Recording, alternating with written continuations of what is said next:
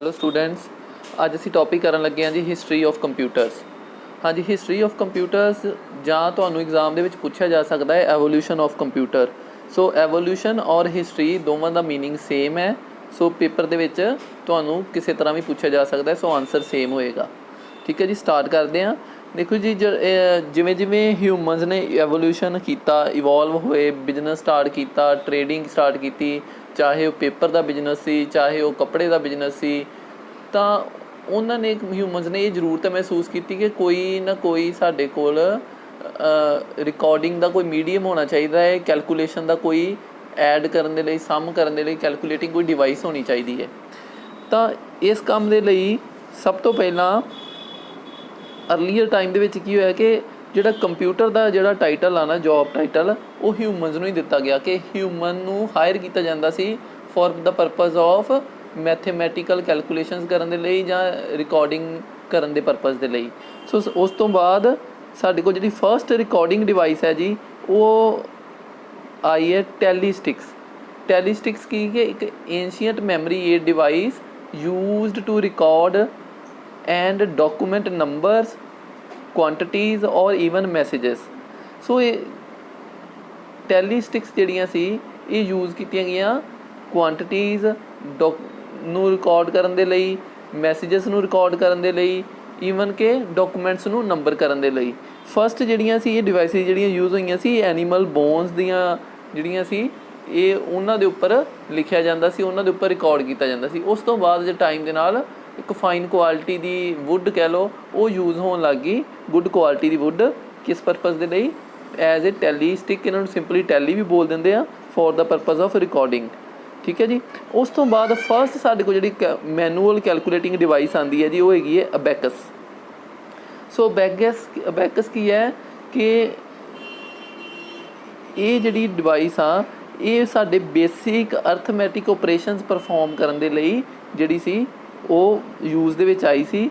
ਸੋ basic ਓਪਰੇਸ਼ਨਸ ਮੀਨ simply add perform ਕਰਨਾ, edition ਕਰਨਾ ਜਾਂ ਸਬਟਰੈਕਸ਼ਨ ਕਰਨੀ। ਜਿਹੜੀ ਉਸ ਟਾਈਮ ਵੀ ਜਿਹੜੀ ਇੱਕ ਮੈਨੂਅਲ ਡਿਵਾਈਸਿਸ ਸੀ, ਜਿਹੜੀ ਸਬਟਰੈਕਸ਼ਨ ਵਗੈਰਾ ਵੀ ਸੀ, ਉਹ ਵੀ ਮੇਨਲੀ ਜਿਹੜੀ ਸੀ ਉਹ ਕਿਹਦੇ ਨਾਲ ਪਰਫੋਰਮ ਕੀਤੀ ਜਾਂਦੀ ਸੀ? Using edition.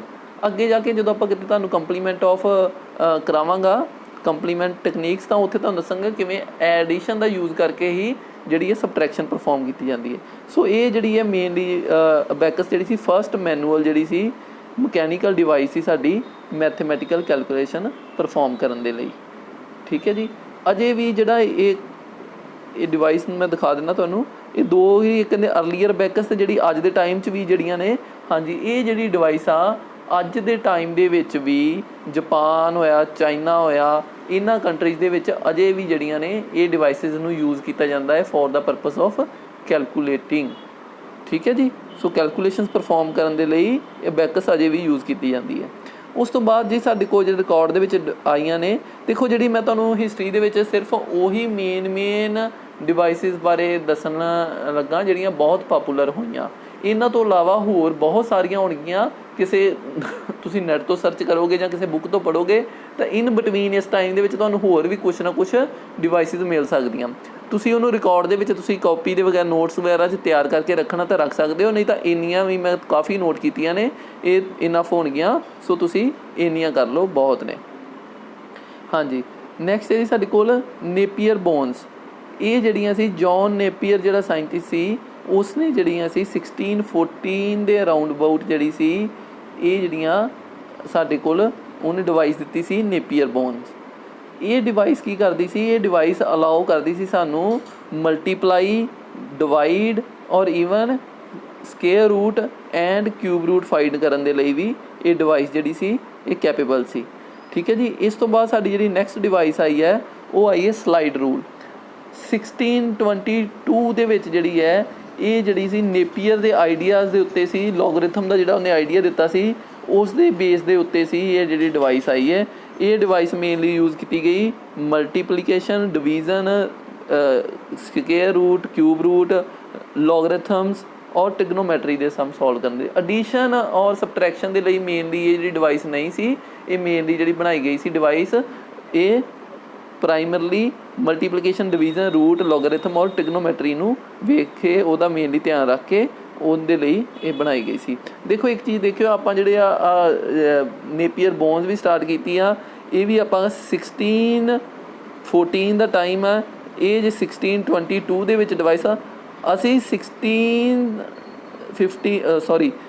17th ਸੈਂਚੁਰੀ ਤੋਂ ਅਸੀਂ ਜਦੋਂ ਇਵੋਲਵ ਸਟਾਰਟ ਹੋਏ ਆ,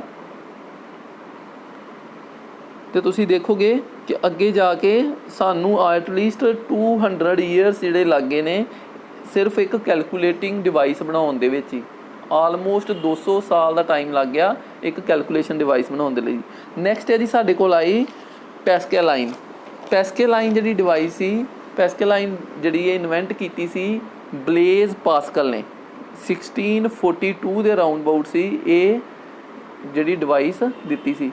ਇਹਦੀਆਂ ਲਿਮੀਟੇਸ਼ਨ ਸੀ ਕਿ ਇਹ ਸਿਰਫ ਜਿਹੜੀ ਡਿਵਾਈਸ ਸੀ ਇਹ ਐਡੀਸ਼ਨ ਅਤੇ ਸਬਟਰੈਕਸ਼ਨ ਪਰਫੋਰਮ ਕਰਦੀ ਸੀ, ਠੀਕ ਹੈ। ਔਰ ਈਵਨ ਕਿ ਜਿਹੜੀ ਸਬਟਰੈਕਸ਼ਨ ਇਹਦੇ ਵਿੱਚ ਵੀ ਜਿਹੜੀ ਪਰਫੋਰਮ ਹੁੰਦੀ ਸੀ ਉਹ ਕੀ ਹੁੰਦੀ ਸੀ, ਯੂਜ਼ਿੰਗ ਕੰਪਲੀਮੈਂਟ ਟੈਕਨੀਕ ਯੂਜ਼ ਹੁੰਦੀਆਂ ਸੀ। ਅੱਗੇ ਜਾ ਕੇ ਤੁਹਾਨੂੰ ਮੈਂ ਜਿਵੇਂ ਦੱਸਿਆ ਕਿ ਨੈਕਸਟ ਜਦੋਂ ਆਪਾਂ ਅੱਗੇ ਜਾਵਾਂਗੇ ਤਾਂ ਮੈਂ ਤੁਹਾਨੂੰ ਕੰਪਲੀਮੈਂਟ ਟੈਕਨੀਕਸ ਬਾਰੇ ਵੀ ਦੱਸਾਂਗਾ। ਫਿਲਹਾਲ ਨਹੀਂ, ਇੰਨਾ ਪਤਾ ਹੋਣਾ ਚਾਹੀਦਾ ਕਿ ਜਿਹੜੀ ਐਡੀਸ਼ਨ ਹੀ ਇਕੱਲੀ ਪਰਫੋਰਮ ਕਰਦੀਆਂ ਸੀ, ਸਬਟਰੈਕਸ਼ਨ ਜਿਹੜੀ ਸੀ ਉਹ ਕੰਪਲੀਮੈਂਟ ਟੈਕਨੀਕ ਦੇ ਨਾਲ ਹੀ ਪਰਫੋਰਮ ਹੁੰਦੀ ਸੀ। ਨੈਕਸਟ ਹੈ ਜੀ ਸਾਡੇ ਕੋਲ ਨੈਕਸਟ ਡਿਵਾਈਸ ਜਿਹੜੀ ਆਈ ਹੈ ਉਹ ਆਈ ਹੈ ਸਟੈਪਡ ਰੈਕਨਰ। ਇਹ ਜਿਹੜੀ ਡਿਵਾਈਸ ਸੀ, ਇਹ ਮਸ਼ੀਨ ਜਾਂ ਡਿਵਾਈਸ ਕਹਿ ਲਓ, ਮਸ਼ੀਨ ਕਹਿ ਲਓ, ਇਹ ਮਸ਼ੀਨ ਜਿਹੜੀ ਹੈ ਐਡੀਸ਼ਨ, ਸਬਟਰੈਕਸ਼ਨ, ਮਲਟੀਪਲੀਕੇਸ਼ਨ ਅਤੇ ਡਿਵੀਜ਼ਨ ਇਹ ਸਾਰੀਆਂ ਨੂੰ ਆਟੋਮੈਟਿਕਲੀ ਪਰਫੋਰਮ ਕਰਦੀ ਸੀ। 1672 ਦੇ ਵਿੱਚ ਗੋਟਫਰਾਈਡ ਵਿਲਹੈਲਮ ਲਿਬਨਿਜ਼ ਨੇ ਇਹ ਡਿਵਾਈਸ ਦਿੱਤੀ ਸੀ, ਠੀਕ ਹੈ। ਇਸ ਤੋਂ ਬਾਅਦ ਆਪਾਂ ਨੈਕਸਟ ਕਰਦੇ ਹਾਂ ਜੀ। ਹੁਣ ਮੈਂ ਅੱਗੇ ਵੀ ਤੁਹਾਨੂੰ ਦੱਸਿਆ ਸੀ ਆਲਮੋਸਟ 1820 ਤੱਕ, ਯਾਨੀ ਕਿ ਆਫਟਰ 2 ਸੈਂਚਰੀਜ਼, ਯਾਨੀ ਕਿ 200 ਸਾਲ ਦੇ ਰਾਊਂਡ ਅਬਾਊਟ ਇੱਕ ਕੈਲਕੂਲੇਟਰ ਪ੍ਰੋਡਿਊਸ ਕਰਨ ਦੇ ਲਈ ਜਿਹੜਾ ਕਿ ਇੱਕ ਸਾਰੀਆਂ ਅਰਥਮੈਟਿਕ ਓਪਰੇਸ਼ਨ ਪਰਫੋਰਮ ਕਰ ਦੇਵੇ, ਮੈਥੇਮੈਟੀਕਲ ਟੇਬਲ ਦੇ ਓਪਰੇਸ਼ਨ ਪਰਫੋਰਮ ਕਰ ਦੇਵੇ, ਉਹ ਸਾਡੇ ਕੋਲ ਇੱਕ ਡਿਵਾਈਸ ਜਿਹੜੀ ਸੀ ਉਹਨੂੰ ਬਣਾਉਣ ਦੇ ਲਈ ਆਲਮੋਸਟ 200 ਈਅਰਸ ਦੇ ਰਾਊਂਡ ਅਬਾਊਟ ਟਾਈਮ ਲੱਗ ਗਿਆ। ਸੋ 1820 ਦੇ ਵਿੱਚ ਥੋਮਸ ਡੀ ਕੌਮਰ ਨੇ ਜਿਹੜੀ ਸੀ ਫਸਟ ਜਿਹੜੀ ਸੀ ਸਾਡੀ reliable, useful and commercially successful calculating machine ਦਿੱਤੀ। ਇਹਦਾ ਨਾਮ ਸੀ ਅਰਥਮੋਮੀਟਰ। ਸੋ ਆਲਮੋਸਟ ਜਿਹੜਾ ਹੈ 200 ਈਅਰਸ ਬਾਅਦ ਜਿਹੜੀ ਸੀ ਸਾਡੀ ਜਿਹੜੀ ਫਸਟ ਜਿਹੜੀ ਰਿਲਾਇਬਲ ਡਿਵਾਈਸ ਬਣੀ ਸੀ, ਠੀਕ ਹੈ ਜੀ।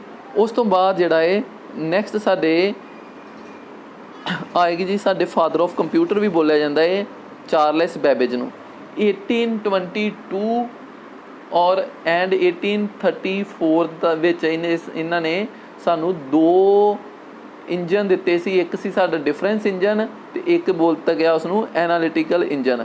ਇਹ ਐਕਚੁਅਲ ਦੇ ਵਿੱਚ ਇਹਨਾਂ ਨੂੰ father of modern digital computer ਕਿਹਾ ਜਾਂਦਾ ਹੈ। ਅਤੇ ਜਿਹੜਾ ਇਹਨਾਂ ਨੇ ਇਹ ਮਾਡਲ ਦਿੱਤਾ ਸੀ, ਇਹ ਮਾਡਲ ਕੀ ਸੀ, ਇਹ ਮਾਡਲ ਇੱਕ ਫਸਟ ਜਿਹੜਾ ਸਾਡਾ ਕੀ ਸੀ, ਮਕੈਨੀਕਲ ਜਿਹੜਾ ਕੰਪਿਊਟਰ ਸੀ ਉਹ ਸੀ, ਉਸ ਦਾ ਇੱਕ ਮਾਡਲ ਸੀ। ਸੋ ਇਹਨੂੰ ਆਪਾਂ ਫਸਟ ਮਕੈਨੀਕਲ ਕੰਪਿਊਟਰ ਵੀ ਕਹਿ ਸਕਦੇ ਹਾਂ। ਅਤੇ ਇਹ ਜਿਹੜਾ ਮਾਡਲ ਐਕਚੁਅਲ ਦੇ ਵਿੱਚ ਇਹਨਾਂ ਨੇ ਜਿਹੜਾ ਇਹ ਮਾਡਲ ਸੀ ਇਹਨੂੰ ਫਿਜ਼ੀਕਲੀ ਨਹੀਂ ਸੀ ਦਿੱਤਾ, ਇੱਕ ਪੇਪਰ ਦੀ ਫੋਰਮ ਦੇ ਵਿੱਚ ਦਿੱਤਾ ਸੀ, ਕਿਉਂਕਿ ਉਸ ਟਾਈਮ ਇੰਨੀ ਐਡਵਾਂਸ ਟੈਕਨੋਲੋਜੀ ਨਹੀਂ ਸੀ। ਸੋ ਜਿਹੜਾ ਇਹ ਮਾਡਲ ਜਿਹੜੇ ਸੀ ਇਹਨਾਂ ਦਾ ਐਨਾਲੀਟੀਕਲ ਮਾਡਲ, ਇਹਨੂੰ ਜਿਹੜਾ ਹੈ ਅੱਜ ਦੇ ਮਾਡਰਨ ਕੰਪਿਊਟਰ ਦਾ ਜਿਹੜਾ ਹੈ ਉਹ ਮੰਨਿਆ ਜਾਂਦਾ ਹੈ ਕਿ ਉਸ ਮਾਡਲ ਨੂੰ ਇਹਨਾਂ ਨੇ ਫੋਲੋ ਕੀਤਾ ਹੈ। ਸੋ ਇਸ ਕਰਕੇ ਇਹਨਾਂ ਨੂੰ ਜੀ ਫਾਦਰ ਆਫ ਕੀ ਕਿਹਾ ਜਾਂਦਾ ਹੈ, ਮਾਡਰਨ ਡਿਜੀਟਲ ਕੰਪਿਊਟਰ।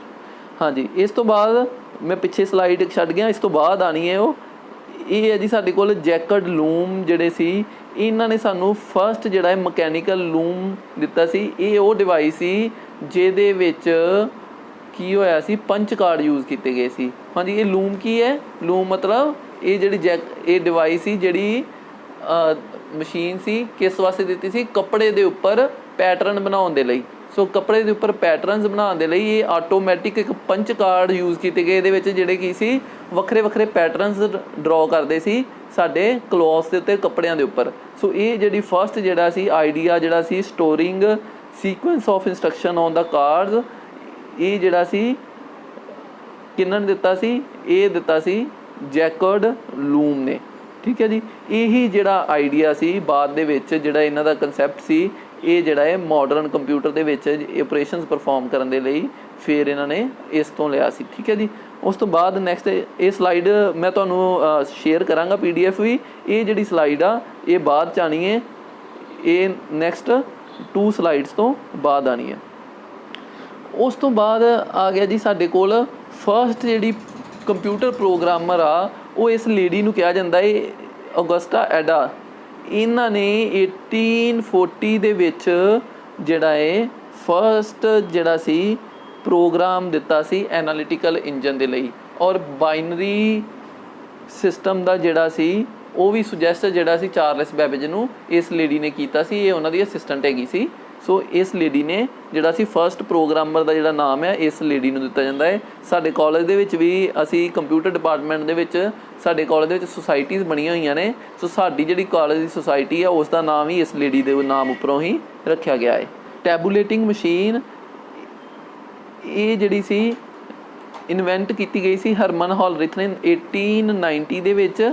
ਇਹ ਜਿਹੜੀ ਮਸ਼ੀਨ ਸੀ ਇਹ ਫਸਟ ਮਸ਼ੀਨ ਸੀ ਜਿਹੜੇ ਯੂਜ਼ ਕੀਤੀ ਗਈ ਸੀ ਸੈਂਸਸ ਬਿਊਰੋ ਆਫ USA ਵੱਲੋਂ ਆਪਣੇ ਸੈਂਸਸ ਨੂੰ ਟੈਬੂਲਰ ਫਾਰਮ ਦੇ ਵਿੱਚ ਲਿਖਣ ਦੇ ਲਈ। ਟੈਬੂਲਰ ਫਾਰਮ ਦੇ ਵਿੱਚ ਅਮਰੀਕਾ ਦਾ ਸੈਂਸਸ ਜਿਹੜਾ ਸੀ ਉਹ ਟੈਬੂਲੇਟ ਕੀਤਾ ਗਿਆ ਸੀ ਇਸ ਮਸ਼ੀਨ ਦਾ ਯੂਜ਼ ਕਰਕੇ।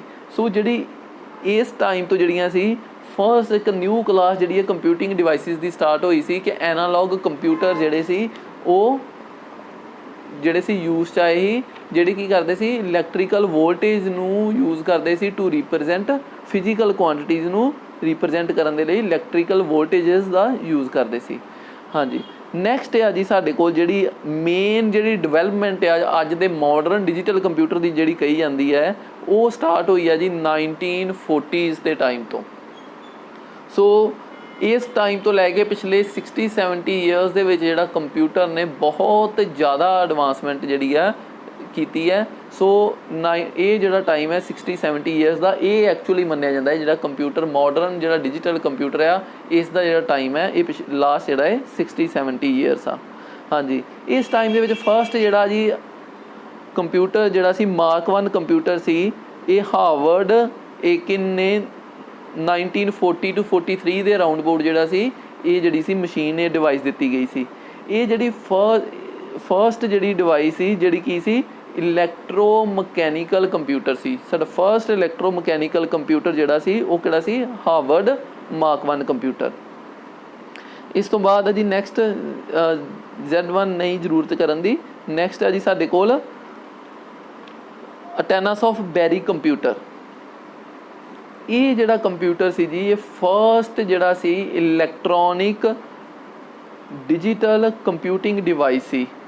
ਇਸ ਡਿਵਾਈਸ ਦੇ ਵਿੱਚ ਜਿਹੜੇ ਸੀ ਯੂਜ਼ ਕੀਤਾ ਗਿਆ ਸੀ ਵੈਕਿਊਮ ਟਿਊਬਸ ਦਾ ਅਤੇ ਕਪੈਸਿਟਰਸ ਦਾ। ਕਿਸ ਪਰਪਸ ਦੇ ਲਈ? ਇੰਟਰਨਲ ਲੌਜਿਕ ਅਤੇ ਸਟੋਰੇਜ ਦੇ ਪਰਪਸ ਦੇ ਲਈ। ਸੋ ਇਹ ਜਿਹੜੀ ਸਾਡੀ first electronic digital computing device ਸੀ। ਨੈਕਸਟ ਹੈ ਜੀ ਸਾਡੇ ਕੋਲ ENIAC ਜਿਸ ਦਾ ਮੀਨਿੰਗ ਹੈ electronic numerical integrated and computer.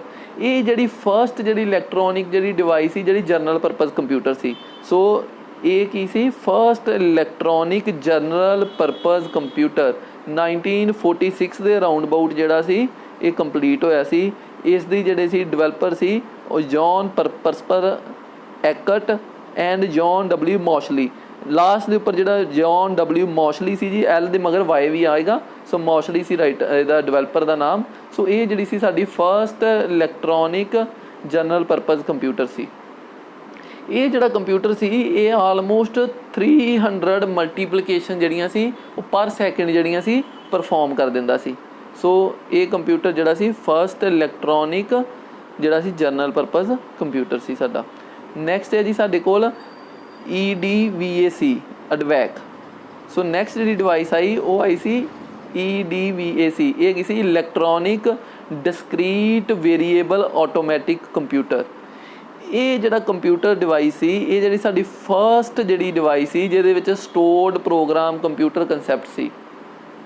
ਠੀਕ ਹੈ ਜੀ, ਕਿ ਜਿਹਦੇ ਵਿੱਚ ਅਸੀਂ ਕੀ ਸੀ ਸਟੋਰੇਜ ਦਾ ਕੀ ਸੀ ਪ੍ਰੋਗਰਾਮ ਦੇ ਨਾਲ ਸਟੋਰ ਪ੍ਰੋਗਰਾਮ ਇਹਦੇ ਵਿੱਚ ਕਰ ਸਕਦੇ ਸੀ, ਸਟੋਰ ਕਰ ਸਕਦੇ ਸੀ। ਸੋ ਸਾਡੇ ਕੋਲ ਜਿਹੜੀ EDVAC ਸੀ ਇਹ ਫਸਟ ਜਿਹੜੀ ਸੀ ਸਟੋਰਡ ਪ੍ਰੋਗਰਾਮ ਕੰਪਿਊਟਰ ਸੀ 1949 1952 ਦੇ ਅਰਾਊਂਡ ਅਬਾਊਟ ਜਿਹੜੀ ਹੈ ਇਹ ਵੌਨ ਨਿਊਮਨ ਨੇ ਜਿਹੜੀ ਸੀ ਇਹ ਡਿਵਾਈਸ ਦਿੱਤੀ ਸੀ। ਠੀਕ ਹੈ ਜੀ। ਸੋ ਜਿਹੜੀ ਇਹ device C it has a memory to hold both a stored program as well as data। ਠੀਕ ਹੈ ਜੀ ਕਿ ਸਾਡੇ ਕੋਲ ਪ੍ਰੋਗਰਾਮ ਜੋ ਸਾਡਾ ਪਰਫਾਰਮ ਕੰਮ ਕਰਨਾ ਉਹਨੂੰ ਵੀ ਸਟੋਰ ਕਰਨ ਦੇ ਲਈ ਔਰ ਡਾਟਾ ਨੂੰ ਸਟੋਰ ਕਰਨ ਦੇ ਲਈ ਵੀ ਇਹ ਡਿਵਾਈਸ ਯੂਜ਼ ਦੇ ਵਿੱਚ ਆਈ ਸੀ। ਇਹ ਜਿਹੜੀ ਸੀ ਇੱਕ ਇਸ ਦੇ ਵਿੱਚ ਨੋਟ ਕਰਨ ਵਾਲੀ ਗੱਲ ਹੈ ਕਿ ਜਿਹੜੀ ਐਡਵੈਕ ਸੀ ਇਹਦਾ ਜਿਹੜਾ ਪ੍ਰੀਡਿਸੈਸਰ ਸੀ ENIA ਸੀ ਉਹ ਜਿਹੜਾ ਸੀ ਉਹ ਡੈਸੀਮਲ ਬੇਸਡ ਸੀ। ਇਹ ਡਿਵਾਈਸ ਜਿਹੜੀ ਸੀ ਇਹ ਬਾਈਨਰੀ ਬੇਸਡ ਸੀ। ਇਹ ਉਸ ਡਿਵਾਈਸ ਦੇ ਨਾਲੋਂ ਅਲੱਗ ਸੀ। ਉਹ ਜਿਹੜੀ ਡਿਵਾਈਸ ਸੀ ਉਹ ਸੀ decimal based decimal number system. ਇਹਦੇ ਵਿੱਚ ਜਿਹੜਾ ਯੂਜ਼ ਕੀਤਾ ਗਿਆ ਇਹ ਨੰਬਰ ਸਿਸਟਮ ਯੂਜ਼ ਕੀਤਾ ਗਿਆ ਸੀ ਕਿਹੜਾ ਸੀ ਬਾਈਨਰੀ। ਠੀਕ ਹੈ ਜੀ। ਇਸ ਤੋਂ ਬਾਅਦ ਸਾਡੇ ਕੋਲ ਆਉਂਦੀ ਹੈ ਡਿਵਾਈਸ ਯੂਨੀਵੈਕ ਜਿਹਨੂੰ ਕੀ ਬੋਲ ਦਿੰਦੇ ਆ ਯੂਨੀਵਰਸਲ ਆਟੋਮੈਟਿਕ ਕੰਪਿਊਟਰ। ਇਹ ਵੀ ਪਰਸਪਰ ਐਕਟ ਤੇ ਜੌਨ ਮੋਸਲੀ ਨੇ ਇਹ ਡਿਵਾਈਸ ਇਹ ਵੀ ਦਿੱਤੀ ਸੀ।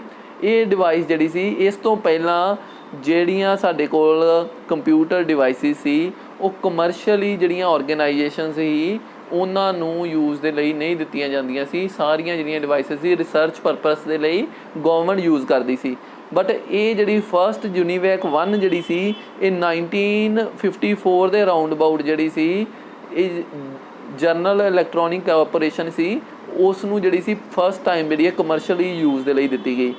ਇਸ ਤੋਂ ਬਾਅਦ ਜਿਹੜਾ ਇਹ ਸਾਡਾ ਜਿਹੜਾ ਕੰਪਿਊਟਰ ਆ ਉਹ ਕਮਰਸ਼ੀਅਲਾਈਜੇਸ਼ਨ ਇਹਦੀ ਸਟਾਰਟ ਹੋਈ 1951 ਤੱਕ ਜਿਹੜੀ ਸੀ ਇਹ ਸਿਰਫ ਗਵਰਨਮੈਂਟ ਜਿਹੜੀ ਆ ਆਪਣੇ ਪਰਪਸ ਦੇ ਲਈ ਸੀ ਕੰਪਿਊਟਰ ਨੂੰ ਯੂਜ਼ ਕਰਦੀ ਸੀ। ਉਸ ਤੋਂ ਬਾਅਦ ਅੱਜ ਦੇ ਟਾਈਮ 'ਚ ਅਸੀਂ ਦੇਖਦੇ ਹਾਂ ਕਿ ਸਾਡੇ ਨੋਰਮਲੀ ਇੱਕ ਘਰ ਦੇ ਵਿੱਚ ਹੀ ਬਹੁਤ ਸਾਰੇ ਕੰਪਿਊਟਰ ਨੇ ਚਾਹੇ ਮੋਬਾਈਲ ਫੋਨ ਦੀ ਫਾਰਮ 'ਚ ਹੋਣ ਚਾਹੇ ਲੈਪਟਾਪ ਚਾਹੇ PC ਚਾਹੇ ਡੈਸਕਟਾਪ। ਸੋ ਸਾਡੇ ਕੋਲ ਬਹੁਤ ਸਾਰੇ ਕੰਪਿਊਟਰਸ ਈਵਨ ਕਿ ਇੱਕ ਘਰ ਦੇ ਵਿੱਚ ਅਵੇਲੇਬਲ ਨੇ। ਸੋ ਇਸ ਤੋਂ ਬਾਅਦ ਜਿਹੜੀ ਆ ਡਿਵੈਲਪਮੈਂਟ ਬਹੁਤ ਤੇਜ਼ ਅਤੇ ਬਹੁਤ ਛੇਤੀ ਜਿਹੜੀ ਆ ਟੈਕਨੋਲੋਜੀ ਦੇ ਵਿੱਚ ਚੇਂਜ ਆਇਆ। ਸੋ ਉਹ ਡਿਵੈਲਪਮੈਂਟ ਬਾਰੇ ਆਪਾਂ ਡਿਸਕਸ ਕਰਾਂਗੇ ਜਦੋਂ ਮੈਂ ਤੁਹਾਨੂੰ ਹੁਣ ਅੱਗੇ ਕਲਾਸੀਫਿਕੇਸ਼ਨ ਆਫ ਕੰਪਿਊਟਰਸ ਕਰਵਾਵਾਂਗਾ। ਤਾਂ ਇਹ ਸਾਰੇ ਜਿਹੜੇ ਆ ਅਗਲੇ ਟਾਈਮ ਨੂੰ ਕੀ ਹਾਰਡਵੇਅਰ ਅਤੇ ਸੋਫਟਵੇਅਰ ਦੇ ਵਿੱਚ ਚੇਂਜ ਆਇਆ ਉਹ ਆਪਾਂ ਡਿਸਕਸ ਕਰਾਂਗੇ ਜਨਰੇਸ਼ਨਸ ਆਫ ਕੰਪਿਊਟਰ ਦੇ ਵਿੱਚ ਜਿਹੜੀ ਕਿ ਆਪਾਂ ਕਲਾਸੀਫਿਕੇਸ਼ਨ ਆਫ ਕੰਪਿਊਟਰ ਦੇ ਅੰਦਰ ਕਰਾਂਗੇ ਕਿਵੇਂ ਹਰ ਜਨਰੇਸ਼ਨ ਦੇ ਵਿੱਚ ਕਿਵੇਂ ਚੇਂਜ ਆਇਆ। ਸੋ ਇੱਥੋਂ ਤੱਕ ਤੁਸੀਂ ਹਿਸਟਰੀ ਦਾ ਇਹ ਨੋਟ ਕਰਨਾ। ਇਸ ਤੋਂ ਬਾਅਦ ਤੁਸੀਂ ਜਿਹੜੇ ਮੈਂ ਕੁਝ ਪੁਆਇੰਟਸ ਦੱਸਾਂਗਾ ਤੁਹਾਨੂੰ ਜਨਰੇਸ਼ਨਸ ਦੇ ਵਿੱਚ ਕੀ ਮੇਨ ਚੇਂਜ ਆਇਆ ਉਹ ਤੁਸੀਂ ਨਾਲ ਦੀ ਨਾਲ ਇਸ ਹਿਸਟਰੀ ਦੇ ਵਿੱਚ ਐਡ ਔਨ ਅੱਗੇ ਕਰ ਲੈਣਾ। ਠੀਕ ਹੈ ਜੀ। ਓਕੇ ਜੀ, ਥੈਂਕ ਯੂ।